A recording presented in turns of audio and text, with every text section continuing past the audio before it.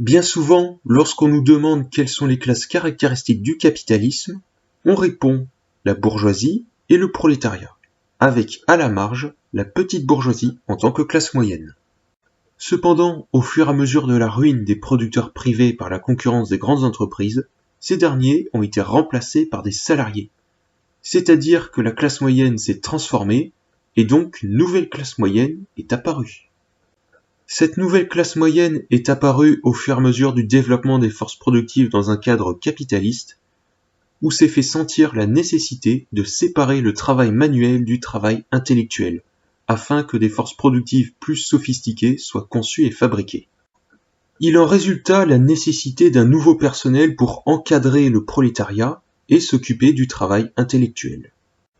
Ce nouveau personnel est apparu au cours de la phase de domination réelle du capitalisme, puis prit son essor après-guerre avec la tertiarisation.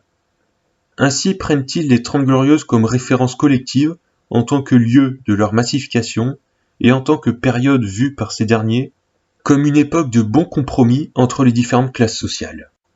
Tout ce beau monde salarié et situé à des positions intermédiaires dans la société forme finalement une nouvelle classe moyenne, la CMS ou classe moyenne salariée.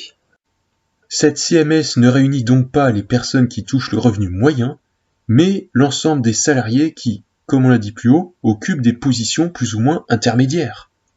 Intermédiaires dans l'ensemble de la société. On trouve par exemple le personnel intermédiaire des entreprises, situé entre les prolétaires qui la font tourner et les bureaucrates qui la dirigent. C'est-à-dire l'ensemble du personnel qui a pour fonction d'encadrer à divers niveaux le cycle du capital, notamment les cadres, les contremaîtres, ainsi que quelques fonctionnaires. Cet ensemble sera par la suite nommé CMS encadrante. Elle inclut aussi d'autres professions salariées situées à des postes non décisionnaires, mais ayant des qualités rares et ou un métier prestigieux leur donnant accès à de plus hauts revenus, tels que les acteurs ou les sportifs de haut niveau. Il s'agit de la CMS périphérique. Sont enfin présents des métiers subalternes entrés en bas de la CMS depuis le prolétariat grâce à l'héritage de longues luttes sociales. Il s'agit de la CMS subalterne.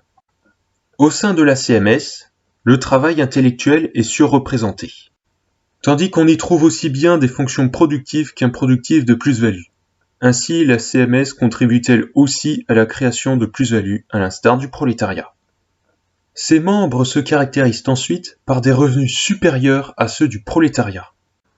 Ah oui, il est vrai que la force de travail intellectuelle et ou rare est plus coûteuse à renouveler, que la force de travail physique et ou banale. Mais ce qui caractérise le revenu de la CMS est aussi qu'il contient un supplément prélevé sur la plus-value émise au sein des sociétés capitalistes, c'est-à-dire un sursalaire. Ce sursalaire se décompose là aussi en 3 variantes.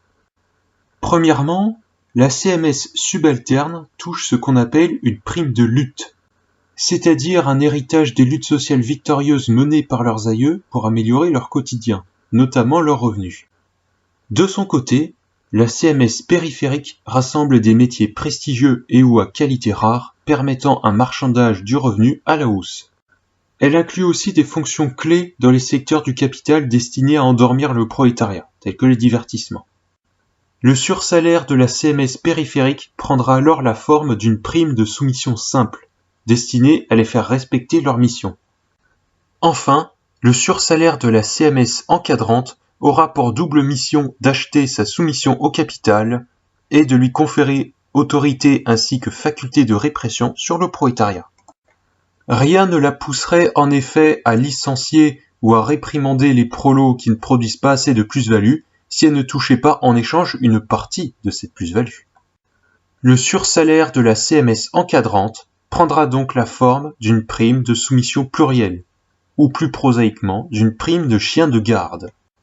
Le sursalaire est d'autant plus élevé que l'on est situé haut dans la hiérarchie de la CMS. Son effet sur le comportement est d'autant plus élevé qu'il est lui-même élevé et que la soumission qui le caractérise est forte et complexe. Ainsi, la prime de lutte aura l'effet le plus faible, tandis que la prime de chien de garde aura l'effet le plus fort. D'une manière générale, la CMS utilise son sursalaire pour consommer plus et pour former des réserves financières. mais aussi, dans le cas de la CMS encadrante, pour payer la formation au travail intellectuel qui lui est nécessaire à sa capacité d'encadrement du prolétariat. En termes de lutte comme en termes de hiérarchie sociale, cette classe se situe entre le prolétariat et le capital. En tant que classe exploitée, elle lutte en effet contre le capital pour son salaire.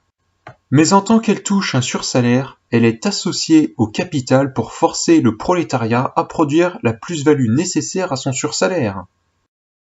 Elle s'oppose donc au capital pour augmenter son salaire, mais s'associe à ce dernier pour augmenter son sursalaire. Ainsi, ces alliances varient-elles selon les circonstances. Mais en tout cas, vu qu'elle lutte pour son sursalaire, elle est alors attachée à l'exploitation, c'est-à-dire à la production de plus-value par le prolétariat. Elle n'est donc pas anticapitaliste. Il en résulte que ces revendications de classe sont plus modérées que celles du prolétariat, avec seulement la proposition de redistribution interventionniste planiste, plus de démocratie et de justice sociale via de simples réformes. Elle est de même prompte en période de lutte à la conciliation, voire au ralliement jaune pour reprendre la production de plus-value nécessaire à son sursalaire. Les luttes de la CMS contre le capital sont donc plutôt calmes, et ne fonctionnent qu'avec l'aide du prolétariat, la seule classe actuelle au potentiel révolutionnaire. Au cours de ces luttes, la CMS ne critique que des dérives du capitalisme, les parachutes dorés, les dividendes des actionnaires du CAC 40, etc., mais pas le capitalisme lui-même. Et d'ailleurs, elle hésite face aux mesures les plus radicales. Il s'agit donc d'une classe réformiste. Ce faisant, ces revendications réformistes font du capital une masse d'argent indifférenciée à redistribuer, sans dire au fond pourquoi cela n'a pas lieu. Et de même, le discours sur l'exploitation s'assagit afin que demander une hausse de sursalaire ne nécessite pas de dire que cela signifierait une hausse de l'exploitation du prolétariat. Je précise avant de continuer que son réformisme est une moyenne. On observe en effet tendanciellement davantage de conservatisme et de ralliement jaune au sommet de la CMS, mais plus de radicalité et d'alliance avec le prolétariat en bas. D'une manière générale, la CMS luttera par l'interclassisme, c'est-à-dire une alliance entre elle et le prolétariat contre le lieu commun des intérêts de ces deux classes, à savoir l'État, dont elles bénéficient toutes deux des redistributions et de l'intervention. L'État est en effet vu par ces dernières comme capable de modifier avec des réformes les modalités de l'exploitation et du sursalaire à l'avantage des deux classes. Il n'empêche que cette forme de lutte a cependant ses limites. Vu qu'il existe en effet nécessairement une divergence d'intérêts entre une classe luttant contre son exploitation, c'est-à-dire contre la production de plus-value, et une classe la défendant pour assurer son sursalaire. L'entente anticapitaliste étant dès lors impossible, cette forme de lutte ne touche donc pas le capital en plein cœur et n'entraîne finalement au mieux que des arbitrages étatiques. Si ces combats amenant à lutter contre le seul État ont leur légitimité, il n'empêche qu'il ne s'agit que de simples combats réformistes où aucun dépassement des rapports économiques actuels n'est possible. En conclusion, la CMS est une nouvelle classe moyenne apparue au cours de la révolution industrielle et massifiée avec la tertiarisation des Trente Glorieuses. Elle rassemble diverses fonctions intermédiaires de la société, où le travail intellectuel est surreprésenté. Elle gagne plus que le prolétariat, non seulement du fait de la surreprésentation du travail intellectuel, mais aussi parce qu'elle touche un supplément, le sursalaire. Plus le sursalaire est élevé et plus il a un effet fort, moins il lutte radicalement. On croise donc des positions politiques allant d'un réformisme modérément radical à un conservatisme dans le pire des cas.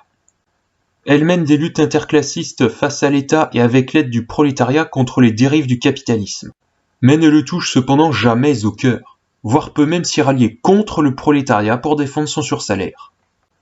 Finalement, une bonne politique prolétarienne suppose de réaffirmer et de maintenir le rôle dirigeant du prolétariat, ce qui implique que les autres classes souhaitant le rejoindre se soumettent à sa direction collective.